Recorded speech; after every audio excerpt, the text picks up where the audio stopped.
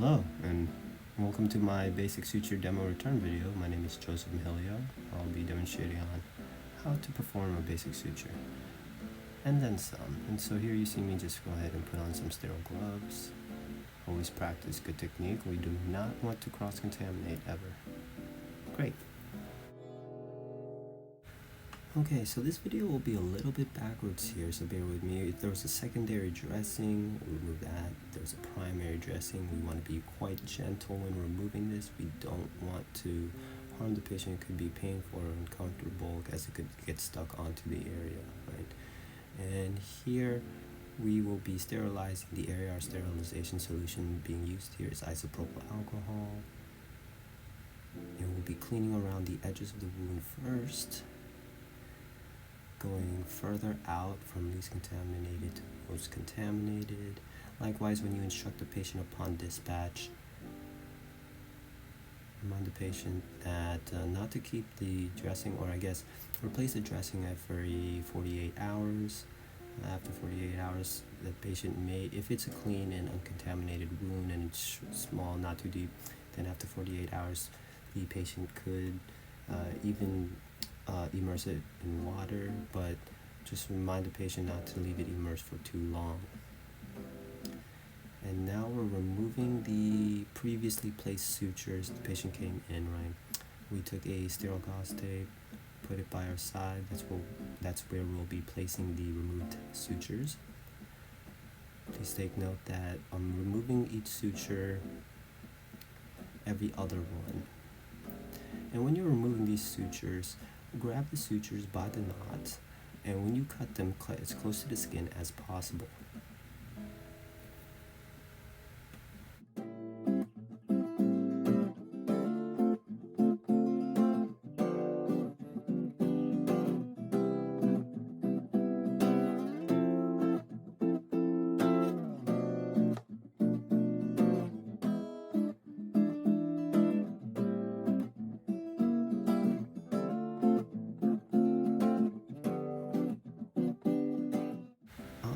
Let's get into the good stuff, how to suture. First, we want to have the consent of the patient. Make sure the patient is aware of what we're about to do, inform the patient of what needs to be done. Do we have the physical examination and history? Excellent. Is the patient updated on his immunizations, particularly tetanus? There's a 20% rate of mortality, and so tetanus prophylaxis is quite important here. We want to screen for patients who have not had their last booster for over 10 years, and that is for clean and minor wounds. Let's say that the wound is dirty, contaminated with feces, dirt, saliva. Then instead of the 10 years since the last booster, we check if he or she has had it in the last 5 years. What I did here was I'm sterilizing the area with our sterilization solution. Again, cleaning from the edges and outwards. After this is all set, toss that up. We'll take a cleansing solution, or normally we want normal saline. This is just sodium chloride. And what we would do is we would go from least contaminated to more contaminated, go around least contaminated to more contaminated, etc. Okay, now that the patient is sterilized, we are sterilized, we are ready to begin. Find your forceps, find your blunt hemostat, and notice how I'm holding my blunt hemostat with my ring finger and my index finger up there. For this procedure, we'll be using a 3/0 grade silk half circle round bodied needle that's 75 centimeters of thread length. The suture material is important and correct because it could be absorbable or non-absorbable. If it's absorbable, it would just be digested by tissue enzyme, maybe some 50 days. This is a non-absorbable, so the patient will come back at a later date for removal. The grading, or that 3/0 grading, right? So this is probably going to be used for a trunk or high tension area. So I bring out that pack there to let you know that for proper sterile techniques, we'll just pull it out. But because this is an already used needle, we'll just be using like that. And as I was saying, 3/0 for the trunk, 4/0, 5/0 for the extremity scalp, the digits, and 5/0 or 6/0 for the face. The number of O's correlates to the fineness or that thinness of the thread. Now, when you're initially biting, you want to do 1 centimeter away from that edge. I'm American, unfortunately, so it's hard for me to visualize what 1 centimeter is. So for those of you, a little tip would be to use the width of a pencil to visualize that 1 centimeter distance away. Now, speaking of tips, when I'm making this initial bite here and using my forceps to pick up that skin, I'm not actually going to be pinching it. I'll be using the tip of the forceps right here, the tooth or teeth, and just lifting that area up from inside. We're going to initially bite. And notice that that needle is 2 or 3, the second or third tooth away from my blunt hemostat. And I'm using my wrist pronation right here for a little bit of guidance. It just helps that needle go through in much easier. It'll reduce the scarring and less painful. Notice my tail over here. You want to leave 2 to 3 centimeters of tail. Now, we do it one more time.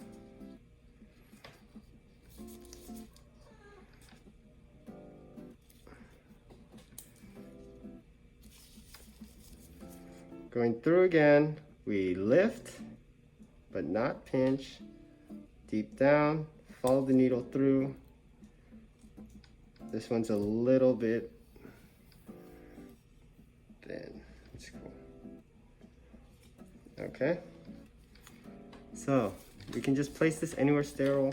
Place it on the skin, it's fine. Do one throw, 2 throw.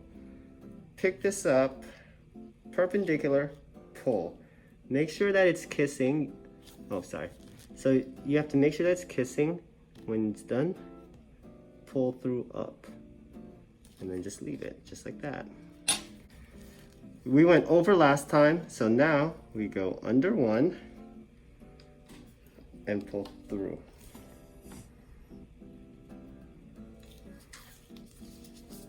Sorry. Pull through. Then we go over 1, then we pull through. Ta-da!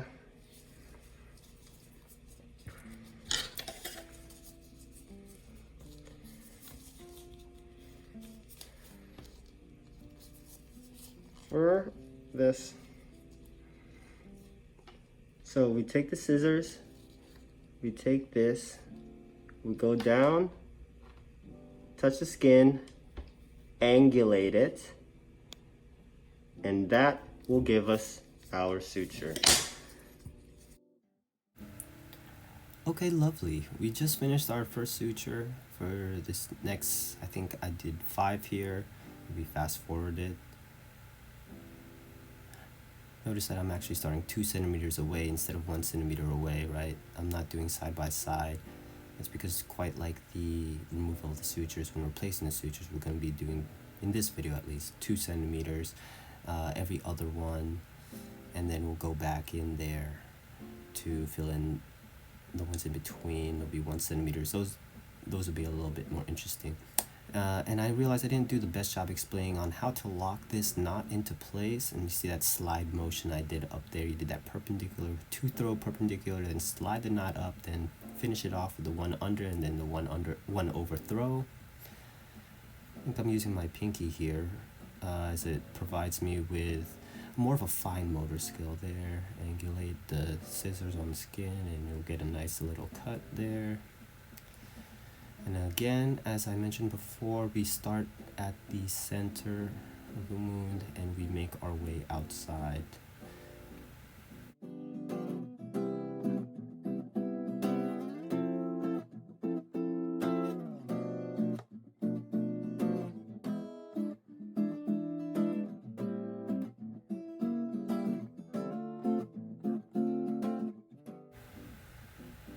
So upcoming, you see me here prevent a mistake. It almost got tangled on itself. I noticed that it had crossed. I'll just bring that through right there. Try to prevent any tangling. It will make your life so much easier, guys.